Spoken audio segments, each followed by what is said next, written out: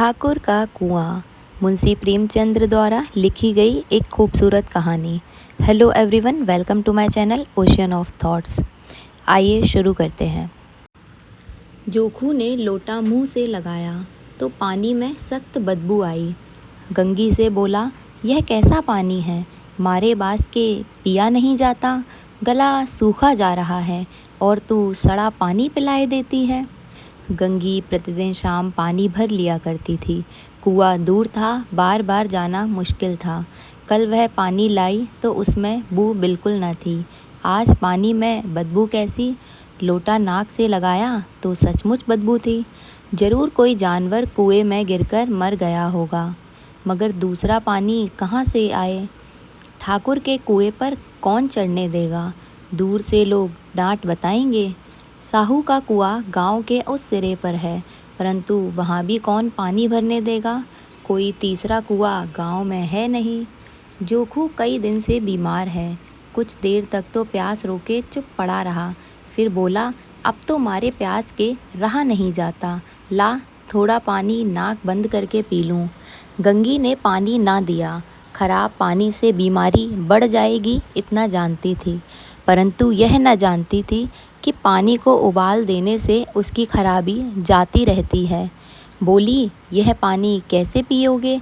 न जाने कौन जानवर मरा है, कुएं से मैं दूसरा पानी ले आती हूँ। जोखू ने आश्चर्य से उसकी ओर देखा। पानी कहाँ से लाएंगे? ठाकुर और साहू के दो कुएं तो हैं, क्या एक लोटा पानी ना भरने देंगे? हाथ पांव तुड़वा आएगी और कुछ ना होगा, बैठ चुपके से। ब्रह्म देवता आशीर्वाद देंगे, ठाकुर लाठी मारेंगे, साहू जी 1 के 5 लेंगे। गरीबों का दर्द कौन समझता है? हम तो मर भी जाते हैं तो कोई द्वार पर झांकने नहीं आता। कंधा देना तो बड़ी बात है, ऐसे लोग कुएं से पानी भरने देंगे क्या? इन शब्दों में कड़वा सत्य था। गंगी क्या जवाब देती, किंतु उसने वह बदबूदार पानी पीने को न दिया। रात के 9 बजे थे। थके मांदे मजदूर तो सो चुके थे। ठाकुर के दरवाजे पर 10-5 बेफिक्रे जमा थे। मैदानी बहादुर का तो अब न जमाना रहा न मौका। कानूनी बहादुरों की बातें हो रही थीं। कितनी होशियारी से ठाकुर ने थानेदार को एक खास मुकदमे में रिश्वत दी और साफ निकल गए। कितनी अक्लमंदी से एक मार्के के मुकदमे की नकल ले आए। नाजिर और मोहतमिम सभी कहते थे नकल नहीं मिल सकती। कोई 50 मांगता, कोई 100। यहाँ बेपैसे कौड़ी नकल उड़ा दी। काम करना है, ढंग चाहिए। इसी समय गंगी कुएं से पानी लेने पहुंची। कुप्पी की धुंधली रोशनी कुएं पर आ रही थी। गंगी जगत की आड़ में बैठी मौके का इंतज़ार करने लगी। इस कुएं का पानी सारा गांव पीता है, किसी के लिए रोका नहीं, सिर्फ ये बदनसीब नहीं भर सकते। गंगी का विद्रोही दिल रिवाजी पाबंदियों और मजबूरियों पर चोट करने लगा। हम क्यों नीचे हैं, ये लोग क्यों ऊंचे हैं? इसलिए कि ये लोग गले में तागा डाल लेते हैं। यहाँ तो जितने हैं एक से एक छठे हैं। चोरी ये करें, जाल फरेब ये करें, झूठे मुकदमे ये करें। अभी इस ठाकुर ने तो उस दिन बेचारे गडरिये की भेड़ चुरा ली थी और बाद में मार कर खा गया। इन्हीं पंडित के घर में तो 12 मास जुआ होता है। यही साहू जी तो घी में तेल मिलाकर बेचते हैं, काम करा लेते हैं, मजूरी देने नानी मरती हैं। किस किस बात में हमसे ऊंचे हैं? हम गली गली चिल्लाते नहीं कि हम ऊंचे हैं, हम ऊंचे हैं। कभी गांव में आ जाती हूँ तो रस भरी आँख से देखने लगते हैं, जैसे सबकी छाती पर सांप लौटने लगता है, परंतु घमंड यह है कि हम ऊंचे हैं। कुएं पर किसी के आने की आहट हुई। गंगी की छाती धक धक करने लगी। कहीं देख लें तो गजब हो जाए, एक लात भी तो नीचे ना पड़े। उसने घड़ा और रस्सी उठा ली और झुककर चलती हुई एक वृक्ष के अंधेरे साये में जा खड़ी हुई। कब इन लोगों को दया आती है किसी पर? बेचारे महंगू को इतना मारा कि महीनों लहू थूकता रहा, इसलिए तो कि उसने बेगार ना दी थी। इस पर ये ऊंचे लोग बनते हैं। कुएं पर स्त्रियां पानी भरने आई थीं, इनमें बात हो रही थी। खाना खाने चले, और हुक्म हुआ कि ताज़ा पानी भर लाओ, घड़े के लिए पैसे नहीं हैं। हम लोगों को आराम से बैठे देखकर जैसे मर्दों को जलन होती है। हाँ, यह तो ना हुआ कि कलसिया उठाकर भर लाते, बस हुक्म चला दिया कि ताज़ा पानी लाओ, जैसे हम लौंडिया ही तो हैं।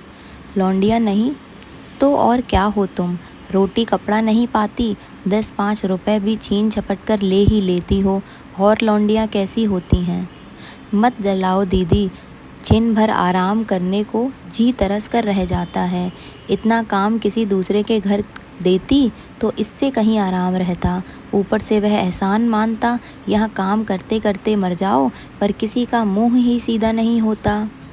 दोनों पानी भरकर चली गईं तो गंगी वृक्ष की छाया से निकलकर कुएं की जगत के पास आई। बेफिक्रे चले गए थे। ठाकुर भी दरवाज़ा बंद कर आंगन में सोने जा रहे थे। गंगी ने क्षणिक सुख की सांस ली। किसी तरह मैदान तो साफ हुआ।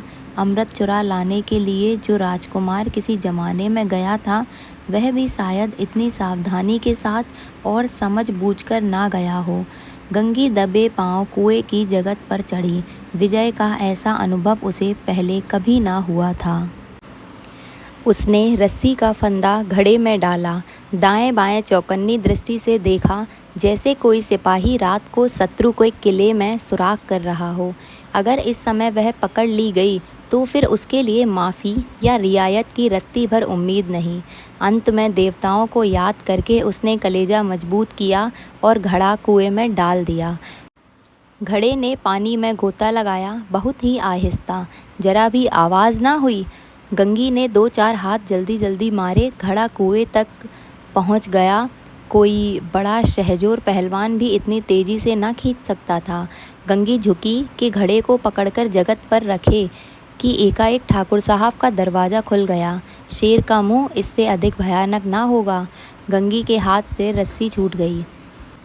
रस्सी के साथ घड़ा धड़ाम से पानी में गिरा और कई क्षण तक पानी में हिलकोरे की आवाज़ सुनाई देती रही। ठाकुर कौन है पुकारते हुए कुएं की तरफ आ रहे थे।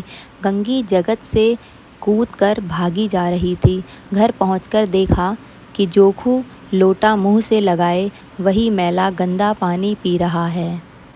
इस कहानी से लोगों की नकारात्मक मानसिकता का पता चलता है कि अभी भी कुछ लोग जात पात का ढोंग करके कुछ लोगों को पानी तक के लिए तरसा देते हैं।